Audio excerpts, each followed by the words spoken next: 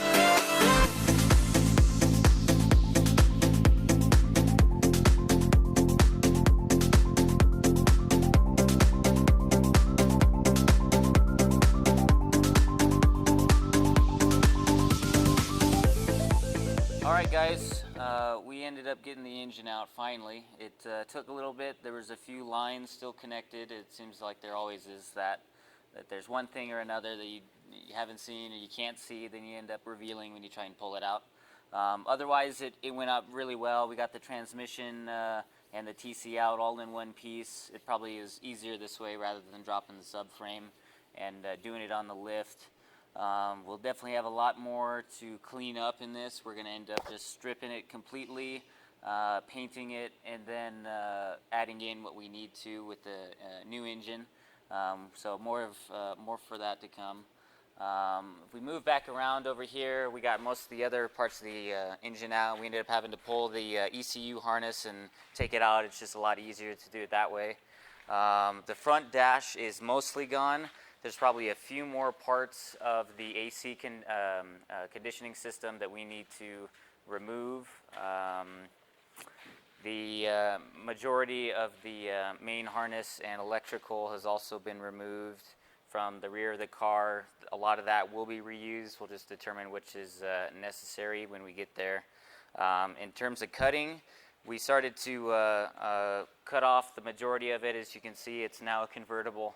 So we got a few more cuts to finish and to make it flat, especially here on the back end. All of this is going to get cut down, and relocation of the fuel. All the rear will end up getting cut down. On this one versus the coupe, this has a wheel well, and so we're going to end up cutting the wheel well out and probably put a piece of skin over that to make it flat. We may have to end up dropping the subframe from on the back because of that. But again, the whole entire rear quarter we're going to end up cutting. We already got the suspension. If you want to see down here, we got the rear spring coil and the damper out. We're probably going to end up going to coilovers and cups for that, as well as a big brake kit front and back. So just a few more things to clean up here, and then I think we'll be ready to get going. The engine, the 35 DE, and the transmission, it's a 5-speed automatic, and the transfer case attached. We're going to see what we can take off of it, and we're kind of up in the air on what we want to do with the transmission and the TC. But otherwise, the next step for this is to demate the transmission, the TC, and the engine, and get a little bit more familiarity with how they all go together and what it's going to take to make either an adapter or decide if we want to go with an entirely new transmission for this build. So we're going to be back at it tomorrow, chopping this G35 up and getting it looking, race car ready sleek. Okay guys, we're going to go ahead and start tearing apart this VQ35 and the associated 5AT transmission and case. We're going to try and get the front differential off of it first to see how that's mounted, because that's what we're going to end up using for the actual car to get full front wheel, all-wheel drive. As well as we're going to then demate the 5AT and see how the adapter and everything looks at, because from my research, we're going to need to be able to either use a different kind of bell housing or somehow modify this one or an adapter to be able to mate up to the donor engine for this build. So let's go ahead and start tearing it apart and see kind of what it looks like inside.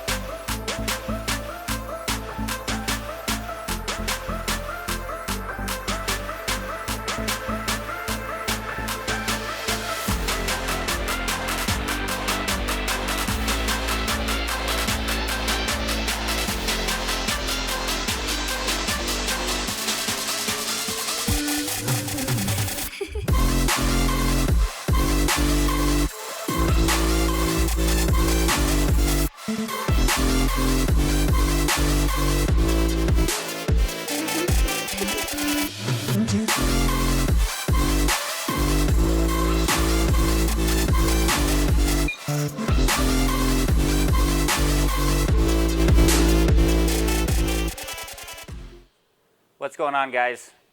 We've done a lot of cutting on the G35 chassis, mostly getting the fender shaped, getting the rear and middle section pillars, since this is the sedan, trying to cut those up. We've got a little bit more to do today. We're going to just go ahead and shape the outlines for the most rigid parts of the fender and kind of carry that on to the rest of the car and remove what we need to be able to do what we want. The frame itself, you know, we're keeping as much of it as we can, and you have to keep it intact to make sure the rigidity is there. And so we're just going along, cutting off the excess metal that's just adding weight and isn't really going to help us. You notice we finally cut off the rear tire well, which is on these sedan cars rather than on the coupes. The coupes is just flat kind of area. And so we're going to come back probably and add a cross member of some kind or an X in this area to increase stiffness, and maybe put on a piece of sheet steel or aluminum, and then re-RTV everything, make sure that it's watertight. The other big thing that you got to focus on when you're doing this kind of stuff, as you can see, we've got some exposed metal, and so we're going to end up grinding that down, making sure there's no sharp edges when we're done. Otherwise, you're just going to keep cutting yourself. But the other most important part is that you seal the metal properly to avoid any kind of rust or contamination that would otherwise in the years to come fail this chassis. So we're going to be focusing on making sure we can get the rear end here as, you know, perfect as possible and looking really clean. Clean up all this stuff. We're going to probably end up keeping a lot of this sound deadening from the factory, unless it somehow interferes with what we're going to cut. But we're going to then go back in with some additional sound deadening for the kit and everything we're going to do. The other big part is seeing how we're going to do the fuel system. For the kit, you end up having to redo the entire fuel line and then the return line that it has back into the rear center of the vehicle. So we're going to end up looking at that probably a little bit, as well as down here in the rear suspension. We ended up taking the spring and the damper out, as well as most of the rear end stuff that you guys saw earlier. We're probably going to end up trying to see if we can remove that spring cup and replace it with just a normal spherical ball end to reduce weight, since it's just a big cup, and we're going to end up probably putting either air ride or coilovers or something like that on this car. So there's a little bit more that we can do here, as well as the brake components. We just haven't opened it up since you don't want brake fluid everywhere. Back to the center of the car, we got all the wires kind of tidied up in a bag to make sure they don't get too dirty. Making sure you don't get dust or contaminations in the stock connectors that we're going to maintain is really important.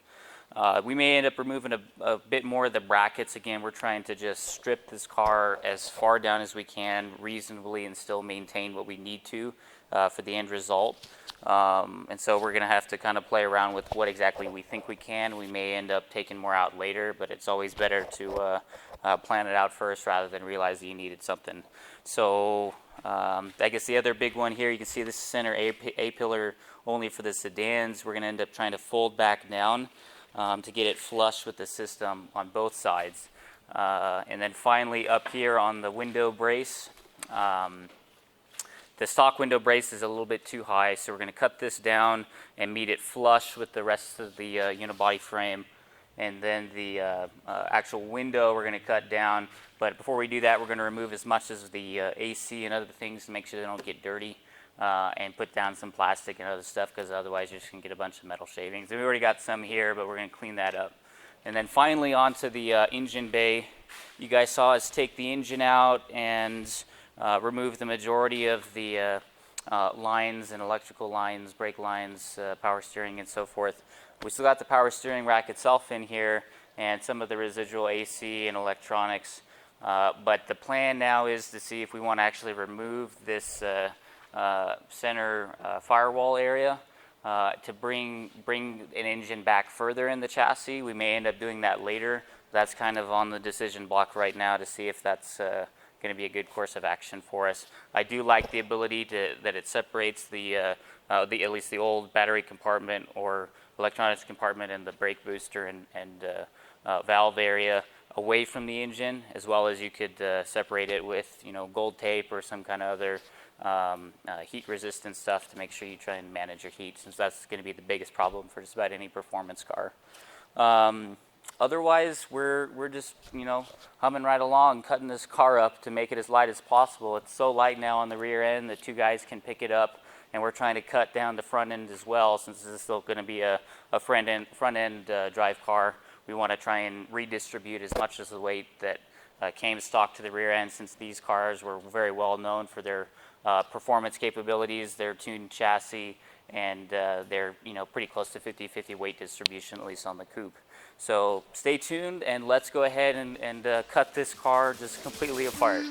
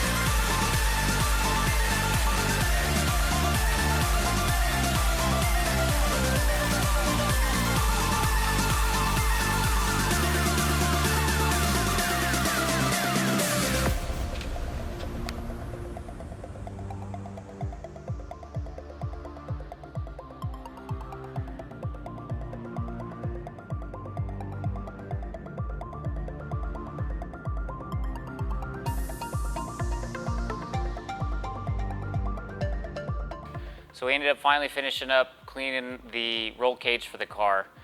The biggest problem was just trying to get all the rust off since it was outside for so long, but we were able to just take the wire wheel to it and clean up the majority of all the actual weld spots and all the kind of hard crevices with either a hand brush or with the power drill. or angle grinders. So once we did that, we went ahead, cleaned it up with some degreaser, whatever kind of degreaser that you prefer to use, as long as it's good, and some acetone. I like to use actually carburetor cleaner, since it's majority acetone. And then we went ahead and sprayed on some anti-rust neutralizer. You can kind of pick whichever one you like the most. We ended up using some Loctite because it goes on clear. And really it's for the areas like in the welds or crevices that you can't really get to and you're worried about corrosion and oxidation interfering with the actual metal. So I highly recommend you do this so that you don't end up having problems down the road on any kind of new open metal like that. So we ended up using a primer to coat the entire roll cage in. This stuff's really kind of the best I've been able to find SEM. Make sure whatever brand you use is a self-etching primer. We ended up going with black just to keep everything a kind of black color in general. It's a lot easier to paint that way. Once we spray this, we're going to go ahead and put on a gloss clear coat just to kind of protect the primer. A lot of the areas we're already going to have to either take back off once we prime it, just to be able to weld on new parts, or weld it actually to the frame of the car. And so we'll have to end up going back after we've painted this and take some of those areas away, not just for welding, but also for when we bond the actual kit to the frame. So making sure we don't rust anymore is really the reason why we're doing this now.